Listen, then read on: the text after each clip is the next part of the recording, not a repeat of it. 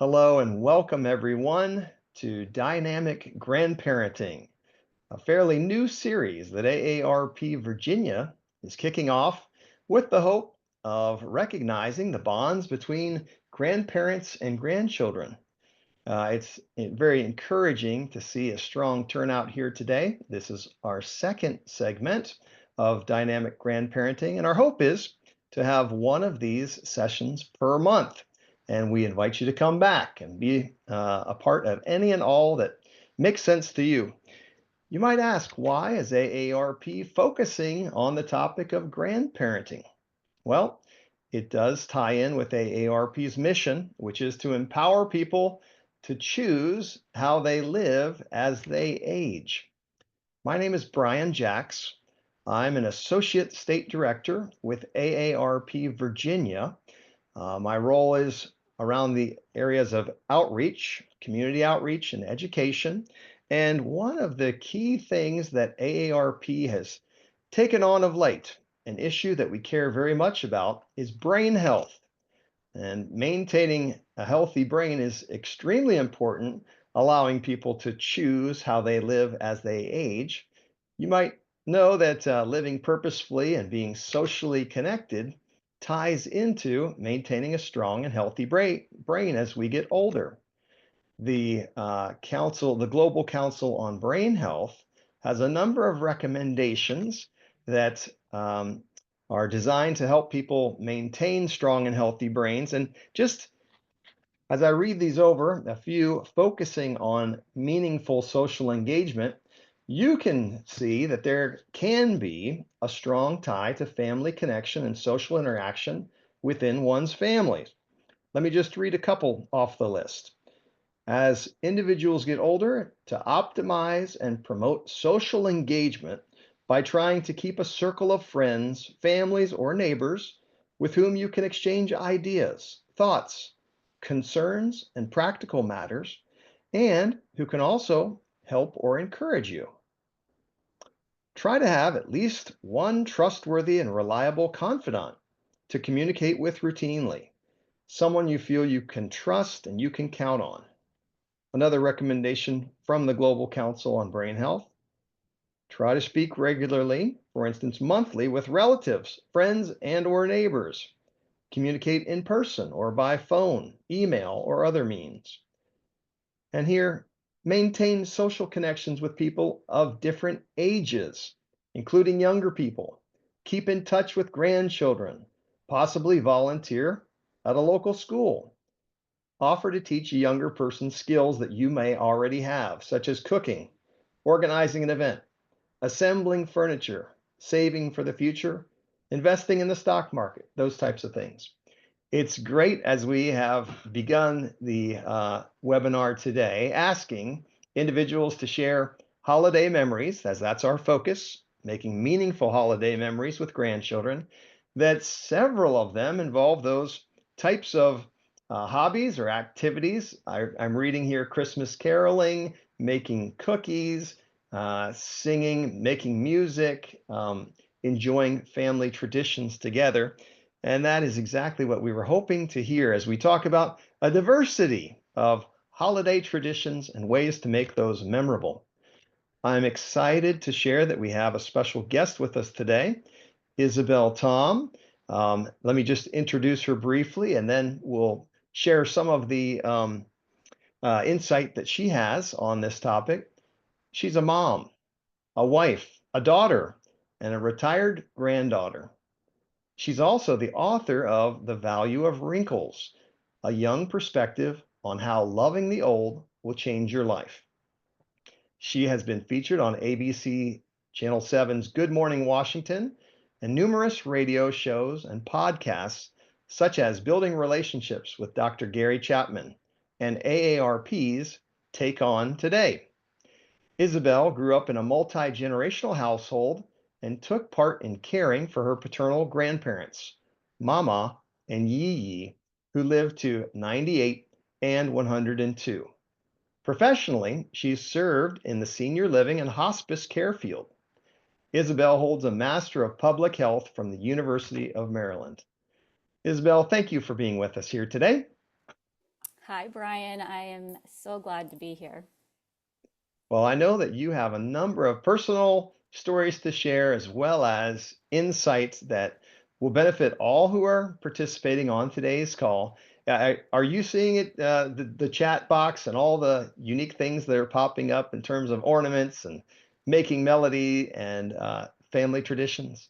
Yeah, I love it. I hope that throughout today's talk seminar that you all just keep on typing in the chat because this is really for you and I want to hear from all of you. So, Excellent. Well, we are very much looking forward to hearing from you. Just so that everyone knows, this is expected to be a conversational type of podcast or webinar arrangement. And so I'm going to begin with the first question for Isabel. And Isabel, here it is. I'm wondering if you would be willing to share some of the holiday traditions you experienced with grandparents as a child and as a young adult. yeah, so I was trying to think back to when I was a kid and the things that I remember. So I grew up with my mama and yaya, which that means paternal grandparents in Cantonese, which is a dialect, a Chinese dialect. And so our Christmases weren't quite the same that as some of my other classmates and friends. But one thing I do remember is every Christmas, my grandparents, they had come over here from Hong Kong. And so they were 68 and 71 when I was born. They were 98 and 102 when I passed. But as a kid, when we had gifts, my grandparents didn't have a lot of money. And so I always remember their gifts being wrapped in newspaper. That's one thing. And then when we celebrated Christmas, so our family celebrated Christmas. And so one of our traditions was that we would read the Christmas story from the Bible, and my dad or one of us would read the Christmas story in English, and then my grandpa would always read it in Chinese. So I have a vivid memory of just hearing him sing it. I mean, he did sing too, but hearing him read the Bible in Chinese and hearing the Christmas story in two languages. So that's one of the memories that I can still hear. I can still hear all of that even years later. That's excellent. And as I was thinking back about Christmas memories, really holiday memories, both Thanksgiving and Christmas specifically, one of the traditions for us was to drive from Indiana to Pennsylvania to be with again, my mom's five brothers and sisters would bring all my cousins, and we would all crash at my grandparents' house for several days, and at different families would be there for different lengths of time. Not everyone would stay there, but I'll tell you this, and that is that the basement of my grandparents' home in Pennsylvania was filled with sleeping bags of Oh, myself, my siblings, and all my cousins. Really, in a remarkable setting where everyone had stayed up late playing hearts and other card games, and then would crash out at different times. And I just really look back at those memories with my cousins with fondness because several of them I would not have the chance to see very often, only on those designated holidays back at the grandparents' house. And I'm thankful that my grandparents made a special, intentional um, matter of getting family together, of making those time frames special, reserving that time for us. And I know that it's allowed for stronger relationships with my cousins nowadays um, because of those shared memories and traditions together.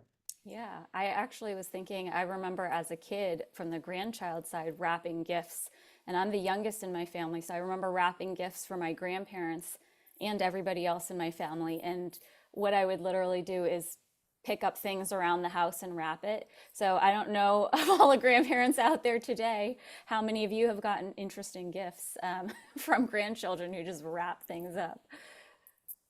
Yes, well, and again, I know that I have a question later of today of in reference to gifts and how important are gifts and what insights would you share and give ideas around gifts. But let me jump to number two, recognizing that you have worked in your career around grandparents. And the question is, what advice do you give grandparents in preparing ahead for the holiday season? So I'm gonna I'm going to give a disclaimer first, and my disclaimer is I'm not a grandparent. So please take everything that I say with a grain of salt. I am an aspiring grandparent because I love grandparents and I can see how enjoyable it could be. So I am saving up stories for one day and just hoping and praying that I'm going to get to be a grandparent. But in terms of advice, I have thought about this from many different perspectives, from the perspective of a grandchild, from the perspective of a grandparent working with older adults, but then now I'm a parent, so I have three kids. And one of the things that I would, I guess, a piece of advice that I would give for grandparents is just to remember how holidays are such a busy time. And what that means, I'll break it down a little bit more, is that they're a busy time for your grandchildren, which means there are a lot of different activities going on, a lot of different events. There's a lot of change going on. Maybe their normal routine has changed. And that not only affects your grandkids, but it also affects their parents.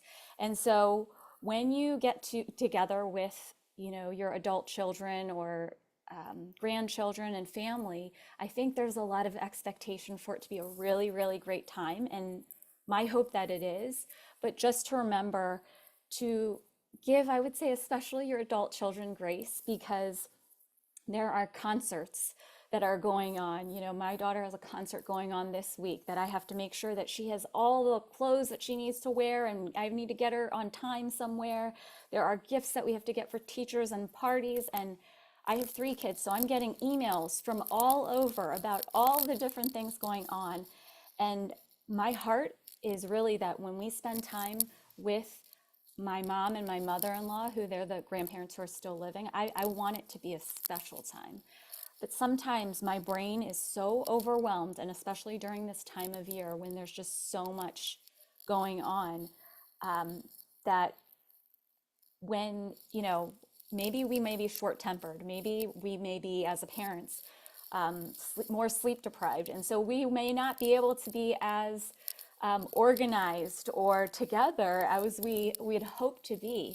So my advice is just to really keep that in mind, especially if you have grandchildren, maybe who they're extremely sensitive, or maybe they're neurodiverse and they don't do well with changes in their schedule. Sometimes instead of a really happy time, it can be an even more stressful time for them. So just to give them grace and come in, um, I, it's hard, but expecting anything, I think.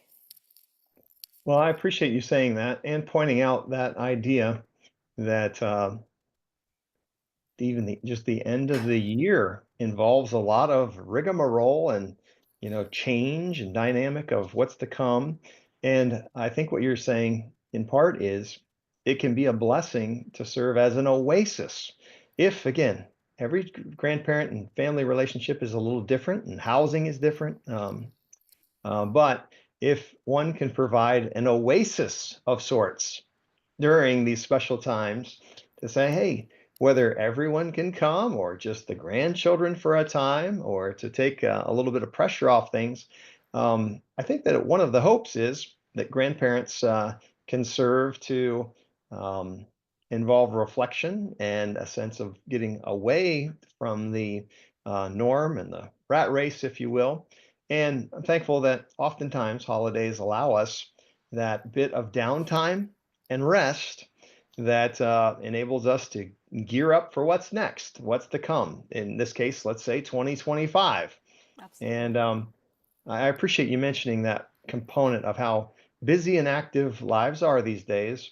And if grandparents can prepare with that mindset, that it doesn't have to be, hey, we're going to go to the Thanksgiving Day parade and we're going to go tour this museum and we're going to, um, make sure that everybody has their, favorite football jersey on to throw the football out back for this time frame. But instead, be asking the question, in what way can I serve? And can this gathering point be an oasis or a break from that daily routine? I would add too, yeah, definitely. I would add too, I always say that grandparents, even if a child has loving parents, I see grandparents as people who provide an extra layer of love, attention, availability, adoration for their grandkids. And so I appreciate just having another adult who cares about my kids. And grandparents care, they are, they are the ones who just love their grandchildren. So I really appreciate even what we don't, they don't, my mother-in-law, my mom don't have to take my kids to Disney World for, for the holidays. They don't have to take them to the Nutcracker or anything. If they just sit at my dining room table and are there to listen to all the stories of what's happening when they come home from school or what's going on, I appreciate that. I appreciate even just their presence of being around. So don't underestimate, your role as grandparents. Well, and that's a great point. The idea that it doesn't all have to be in a compressed time frame of 2 days at grandma's house. Yeah, And we'll get to that in a little bit about how grandparents can prepare and plan for this season. Again, regardless of what holiday it is that you're celebrating as a family, but to interject that into daily life and to not wait until, these 2 days when everything has to be perfect, but instead a sense of, hey, living life alongside in some way, maintaining relationship, and your point of encouraging grandchildren to support the parents' game plan and vision alongside their children, that is worth so much. Certainly more than a big wrapped gift that gets pulled out of the trunk, right? absolutely, absolutely. All right, so let's focus on that power of conversation. You briefly mentioned it, that important role that grandparents can play in coming alongside um, parents in the upbringing and raising of children. What would you say are some helpful tips for grandparents to get the conversation started? And yeah, just any thoughts or ideas of ways to creatively or wisely prompt those types of conversations that oftentimes happen around holidays.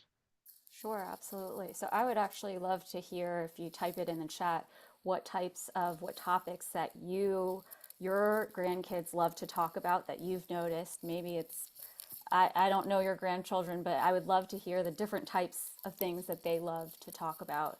One thing that I've noticed in working with older adults in general, so my background is in working in senior living, end of life care, and then now in the intergenerational space. And I've worked with a lot of caregivers. But one thing that I've realized personally as well is that older adults, grandparents, they want to share their legacy, they want to share their story.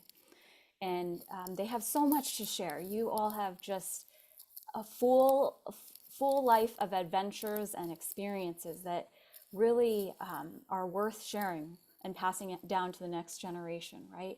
But one thing that I found that's hard is that while older adults and grandparents want to share their story, sometimes the attention span, and I'm sure you know about this, I mean, the attention span of your grandkids may be, I don't know how long you think, how, how long their attention span you think, how long you think their attention span is, but attention spans are very short nowadays.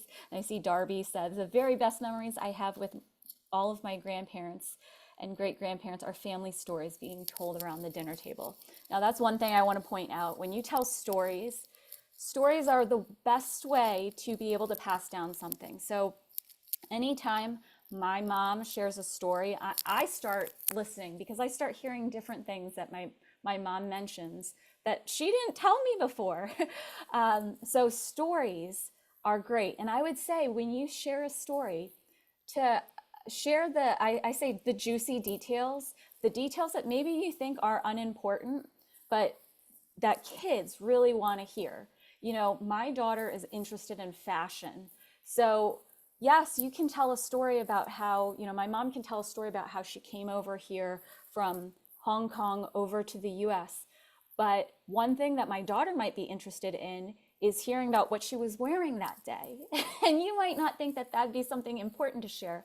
But the whole goal of not just sharing stories, but sharing little details about your stories is getting your grandkids to have a curiosity for your story and to start asking more questions. What this does is it's not only you passing down a story, but your grandchildren, I'm sure, are very inquisitive, and they can be some of the best people to help you to remember even more details from your story.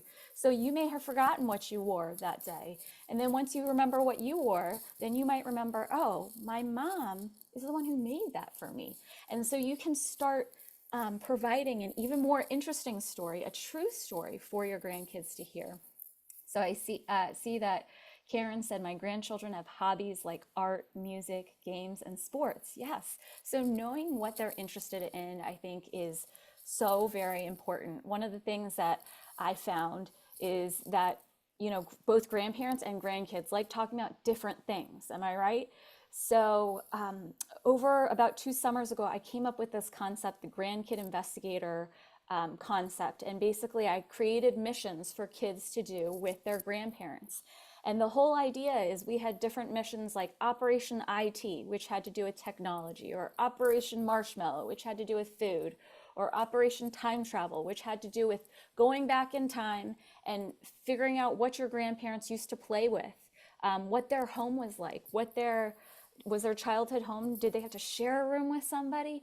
So in doing this, um, you know, I realized that a lot of grandparents, not every grandparent wants to share their life story. Sometimes grandparents have a really hard, maybe even traumatic story, but it doesn't mean they don't want to talk with their grandchildren, right? So if you find that you are struggling with talking with your grandchildren, try another topic. You can Google, what are topics that I can talk to my grandkids about? And just throw different topics out there, because something is going something's going to spark. I had a one man who I was working with. We did a grandkid investigator summer challenge this summer, and he was into bikes. And he said, I'm usually a quiet person, but once you talk to me about bikes, then I can start talking. So I think the whole goal is really trying to it's an adventure for you too, as you learn to get to know your grandchildren and they get to know you, having different topics to talk about. Um, Maybe it's every meal you come, every time you get together with them, you come with three different topics that you might try out and say, I wonder if they've gotten into crocheting or something like that. And you really never know what types of great conversations are going to come out of that. I really appreciate you pointing that out. Obviously, talking with parents too to get some clues, a sense of, hey, what is it? Is skateboarding the new thing? And I just, don't know that much about it. Possibly even doing a little bit of research ahead of time. That idea of, what I learned from my grandparents, listening to stories. I'm going to be dropping a few web links into the chat so individuals can take a look at some of the different resources AARP offers. I want to say that, thinking ahead, possibly bringing a photo. If you're talking about growing up, on the farm or growing up in the city, I know that my grandmother has a really beautiful picture of her as probably an 8-year-old wearing roller skates in Brooklyn on the steps of her home. And she can share a terrific history with with my children, her grandchildren, sharing how they used to take chalk and draw different mazes or maps on the city streets. And in downtown New York, that was the common thing that after school that kids would do or during the summertime, and talked about how her parents lived on one level and maybe her grandparents lived on the next level and how that building behind her stacked up.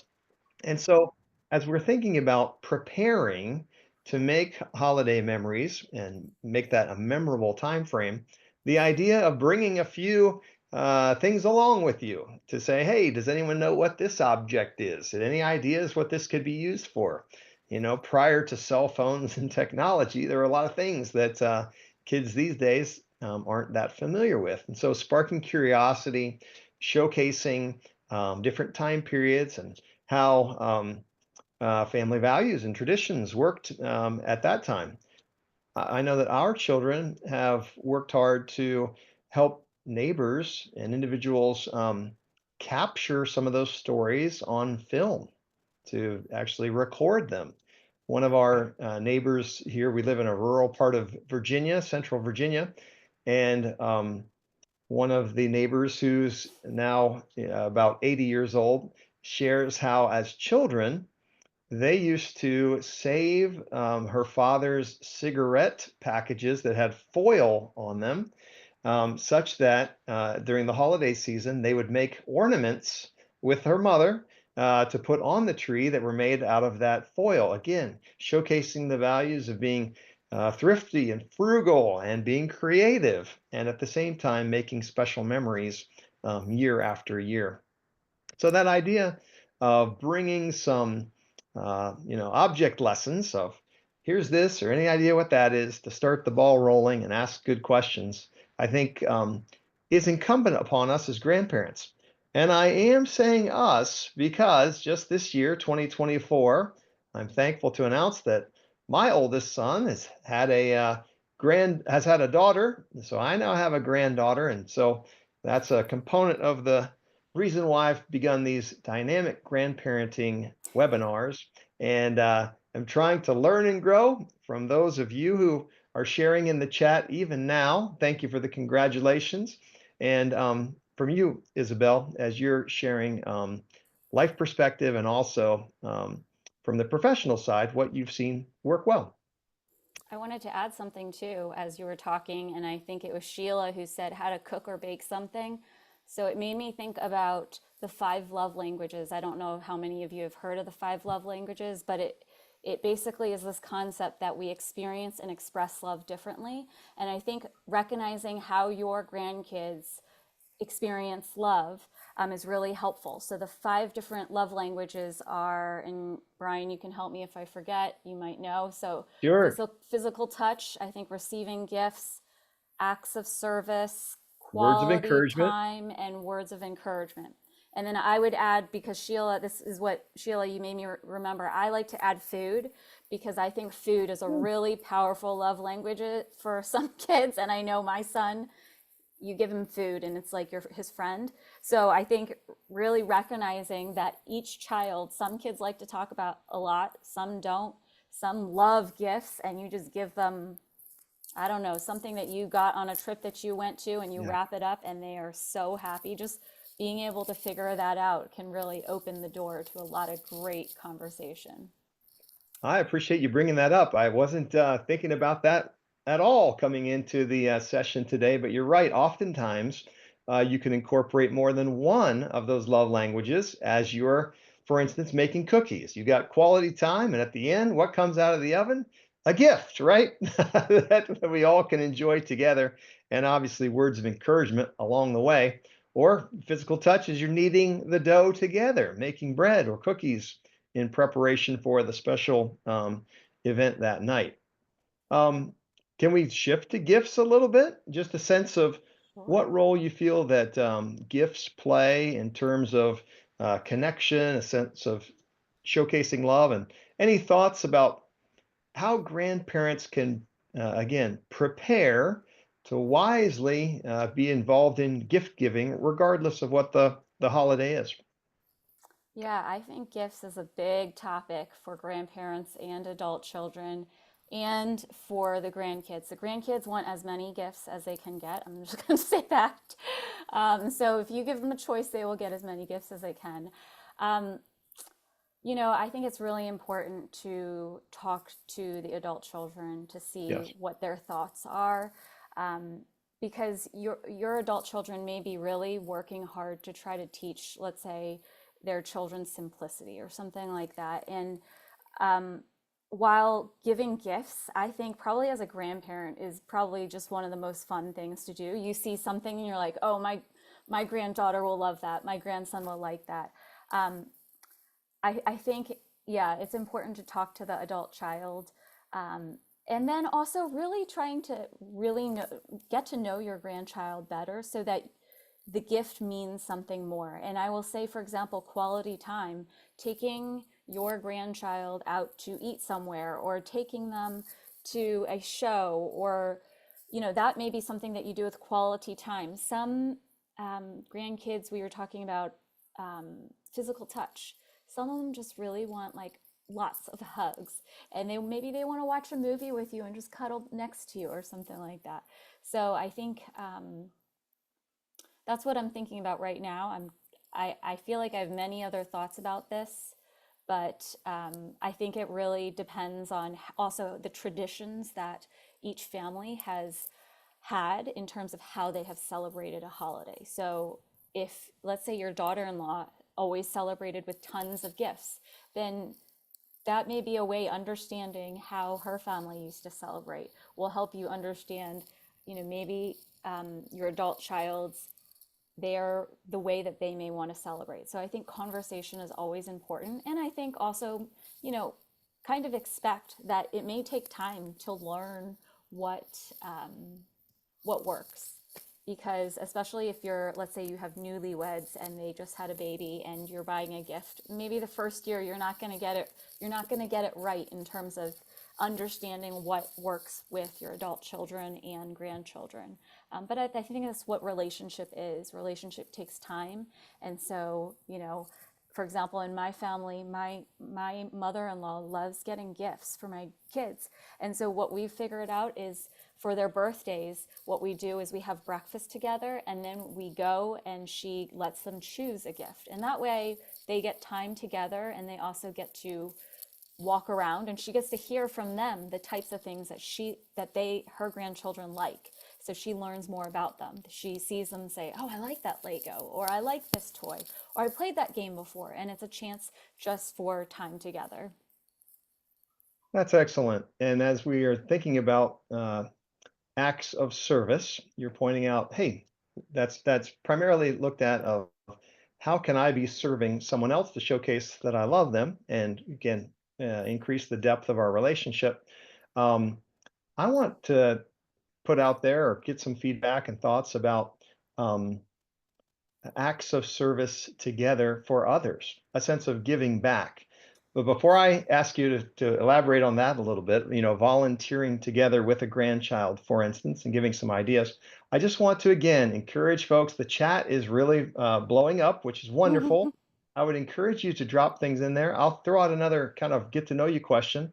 If anyone or if those of you could put into the chat maybe a special gift that you were given as a grandchild by your grandparent. I would just be interested to know what was memorable or what had significance to you as a child growing up, and I'll try to think about what one of mine might be as well and put that in the chat box. But back again, Isabel, to the idea of during the holidays, a sense of thankful spirit, a willingness to try to help those maybe less fortunate than we are, a way to pass along values. Do you have any thoughts or ideas about ways that grandparents can prepare in advance to involve, full family volunteer service together and the impact of that? I think it really depends. I mean, you may come in with ideas of ways to volunteer, but if you don't know what the family's already doing, then sometimes you may leave disappointed that you can't implement a certain volunteer activity. But I think for me, the way that I think of it is always just bringing up, raising awareness when grandchildren are around their grandparents. I think grandparents have a great opportunity to help their grandchildren and adult children to have an awareness for the people around them. So, for example, talking about, I think, talking about maybe your neighbor, if you're a grandparent and you have a neighbor who is in need of, maybe they just had surgery, and how you have done something to serve them. Maybe, I don't know if that makes sense, but talking Yeah. about the different people who are in your life or maybe around, who are in need. And I think that just brings an awareness to your grandchildren. And the reason I say that is because your grandkids are probably mostly around kids their own age. And so the stories and things that they hear when they are around their peers, they're probably not going to hear about the needs of a caregiver or the needs of an older adult who maybe had a fall, or maybe had the death of a sibling or something like that. And what it does is you may think that these are all morbid things, then you wouldn't want to share it with your grandchildren. But what it does is it allows them to know what's going on in your life, but it also gives them a greater, bigger perspective. Essentially, when they spend time with you, it's almost like they're traveling to another country because they're getting a completely different perspective of what goes on in the world. So I think it doesn't have to be anything like hugely grand where you go out and you go to a soup kitchen, which those are all great things to do. And I think, you know, if you have the opportunity to do that with your family, please do it. But I think sometimes it doesn't have to be that big to really make an impact. Well, I appreciate you pointing that out. And yes, even though I was thinking about, the big thing of, hey, we're all going to go and serve in some way for an organization or, ring the bell to Yeah. collect money or something like that. In reality, you're pointing out just the idea of being neighborly and caring for one another. I do remember uh, taking food to individuals who otherwise may not have had a special holiday feast to especially widowers and those who have lost a family member. I want to say this also, and that is that sometimes the gift or the volunteering act can be of hosting someone that needs a place to go.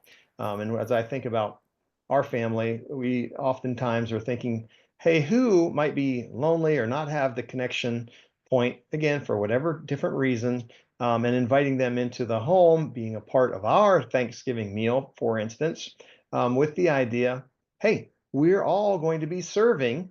This is a restful, relaxed getaway from the normal grind, but that doesn't give us the permission to not care for others or think about ways that we can assist and help and bless others.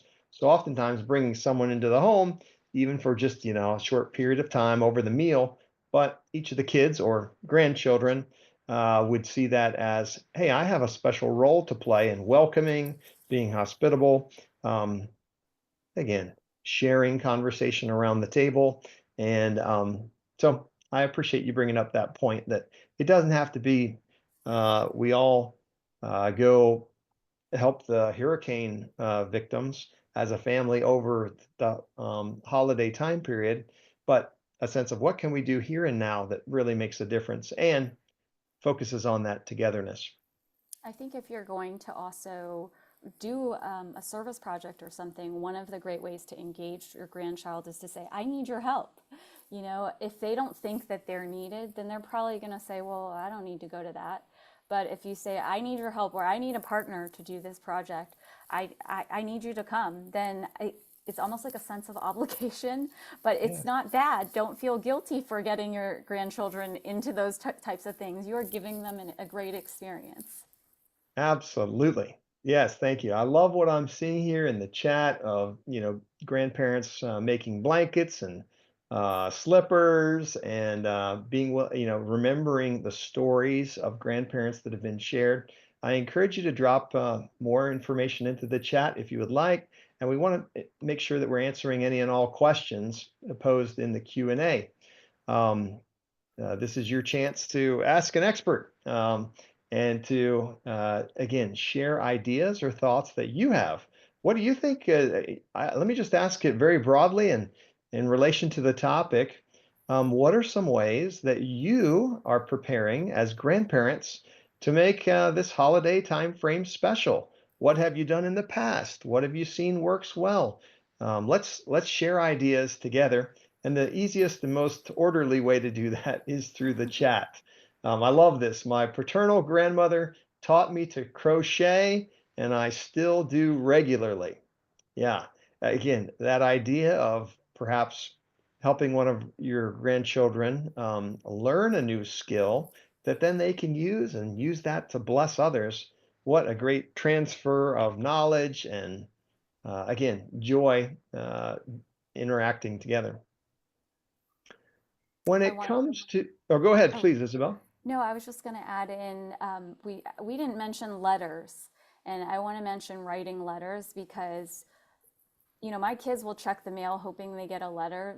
We don't get mail nowadays, we get junk mail.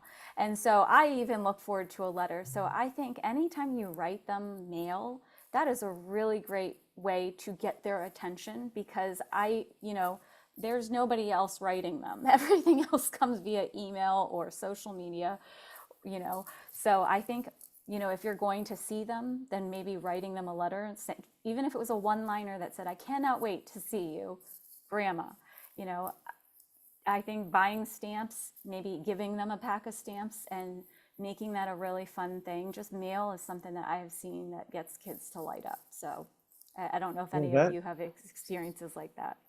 yes, yes. Here, Karen replies, my grandma's always wrote me, so I Yeah. send cards to each of my four granddaughters for every holiday. It just, you brought to mind the sense of my great grandmother, who used to send homemade candies in tins. Again, has anybody received a tin in the mail recently with cookies or candy? But that was something that we looked forward to. From my great grandma Gigi. Interestingly, this is one of my grandchild stories. I had the honor to be a ring bearer in my great grandmother's wedding. And you might say, how does that happen? Well, my great grandfather passed away, and my great grandmother got remarried, and I was probably about 8 or 9 years old, and so I had the honor of serving as a ring bearer in her wedding. That's very few people can say that. Your point. Go ahead, Isabel. Were you going to? I was gonna share a funny story. I did a podcast interview on this, but I interviewed a granddaughter who, her grandmother and her grandfather on both sides were flower girls and ring bearers for her wedding. Oh, wow! I've I never don't know heard if such any a of you thing. have been a ring bearer, flower girl, but I loved that because she just had such a sweet relationship with them. And she wanted to give them a special role. So she said, "You guys are going to be my ring bearer and flower girls." What a wonderful idea. Yeah, thank you. I'd never heard of such a thing. Well, as we are hearing from folks in the chat and as we're thinking about letter writing, it kind of brings me to one of the questions I prepared in advance. What advice can you give a grandparent who may not live near their grandchildren or even get to see them in person over the holidays? What advice do I have? Well, I would go back to the whole five love languages thing. And I would say, remember that love can come in many different forms. So we just talked about writing letters, and to remember that grandchildren communicate differently too. So just because you're not in the same place, some grandchildren are more withdrawn and maybe they don't feel comfortable being right across from you or having all of that attention. I know some kids, they would prefer to write, or maybe even to text their grandparent. And so just to remember that, I think when COVID was going on and we were in the thick of it, while it was a really difficult time, one thing that really brought me joy is I saw families learn to be very creative in the way that they communicated with each other. And so whether it is sending mail or doing video calls, like Sheila said, or, you know, you could do just so many different things via mail, via phone, because technology allows us to do so many things. But I think just being a consistent presence is very important. So, again, usually people ask me for really creative ideas, and I think it's pretty simple though. Even just um, saying hello. How is your Christmas, or how is your Hanukkah, or how is Thanksgiving? I didn't get to celebrate it with you. How was it? And yes, you can send a gift too, but one thing in this busy, busy world, even parents, we live in, at least where I live, we're in a frenzy all the time. I mean, sometimes I go outside, I don't get to see my neighbors. And I think that's the pace of life sometimes. But you as a grandparent, you have this ability you to give them the attention that they are probably yearning for. Their peers are looking at their phones all the time and probably not giving them full attention. But what you do is, when you're just there to say, "Hey, I'm here to listen to you. How was your Thanksgiving?" I think they recognize that.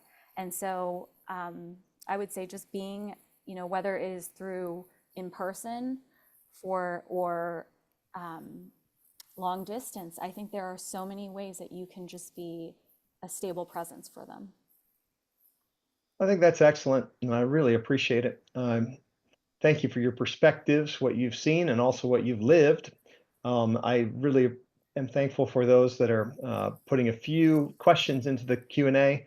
I encourage this is kind of your last opportunity. If you'd like to ask a direct question to Isabel, I'm reading here one of the insights saying, hey, from Linda, saying, I think because of the way the world has changed so much, especially the fact that children can have access to news 24/7, and it's not always true news, that it's very hard for us who have less understanding of all the sources they have, how to relate to them.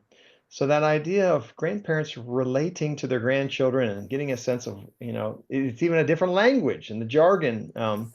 Isabel, that may be a tough question, but I'm putting you on the spot from Linda, just in a sense of how can grandparents know enough to be able to converse, on today's topics, but at the same time, not feeling like it's so overwhelming and I have to become a pop music star, expert in order to relate and care for and build a relationship with my grandchildren.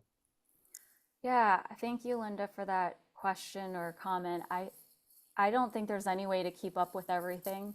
There is so much, one of the reasons why I mentioned before to give grace to your adult children and your grandchildren when you see them is because we're inundated with so much information, whether I want to hear it or not, it's just everywhere.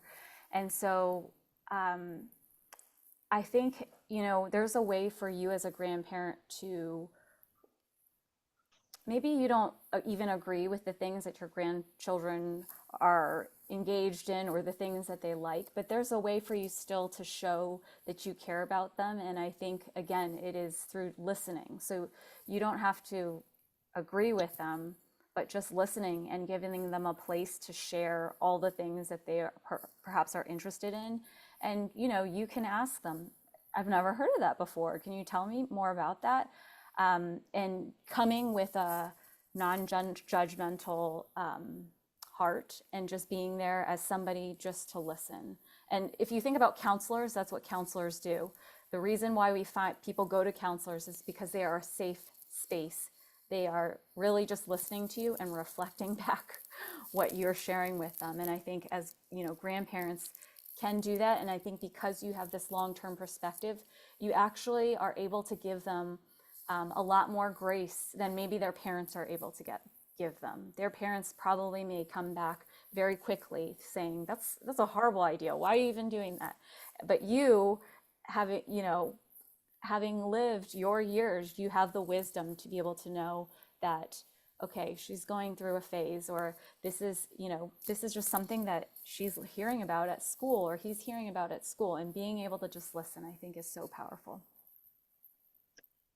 Well, I really appreciate everything that you've shared. I thank everyone who's been a part of this conversation. I believe we've answered all of the questions that have been put forward.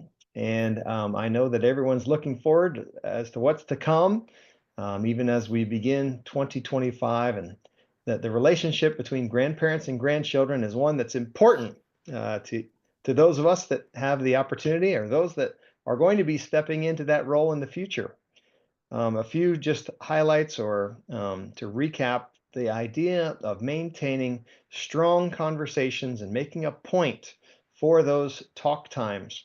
The sense that as we provide attention, that as grandparents, we might be able to provide in a way that we couldn't when we were parenting our own children or filling a need that uh, our grandchildren appreciate and want to have in the busyness of everything being thrown at them, technology and screen time, when we can sit and pay attention and ask the right questions. I so much appreciate the points, Isabel, you've made in terms of listening well. um, even that takes preparation as well, to think, hey, I'm going to attempt to look for opportunities to sit on the couch and to ask good questions and to be a listening ear. And then also the idea of serving, of utilizing holiday time to give back, to work alongside of a grandchild, perhaps making a meal or making cookies or going out and having conversations with those that need it, that those will help us make memorable holiday time periods. And that was the goal of our day today. I'm dropping let me just ask, is there anything else, Isabel, that you want to make sure that you had an opportunity to cover before we closed out the event today? I can't think of anything. I think the one thing is I wanted to share one of my free resources with everybody. So if Great. I'm able to share that in in the chat box, Yes, please do. yeah, I have a free mission from my grandkid investigator kit. That's a way for you to engage with your grandkids this holiday. And basically, what it is it's kind of like a Mad Libs where your grandchild gets to find out the silly story where they'll do a Mad Libs about your childhood home. And then the second part is they find out the real story. So that's an activity that you can do with your grandchildren. Oh, I Thank you for appreciate you having me. dropping that. Yes. Oh, thank you so much for being with us. Please drop that into the chat. And I'll let everyone know that I also dropped a web link into the webinar chat, which is AARP's primary grandparenting website. There are a tremendous number of resources, stories, articles, and tools. I hope that everyone will have a chance to take a look at that over the next few days. I'll also let you know that we will be sending each and every one who participated here today and those that couldn't tune in live a recording of the session. That will come through your email, and we appreciate your feedback on that as well. There's a quick question about the link. I wonder if we put www in front of valueofwrinkles.com, if maybe there we go. Thank you so much, Isabel. So that's open to everyone. I'll just quickly actually share it verbally as well for those who might be listening in on a phone or a different way. It's www.valueofwrinkles.com/free mission. So take a look at that. And again, I want to thank each and every one of you for taking time out of your day. It shows that meaningful relationships are important to you. And my encouragement is for each of us to be planning ahead to make memorable holiday experiences. And with that, I say be well and happy holidays. Happy holidays, everybody. Thanks for having me. Thank you again.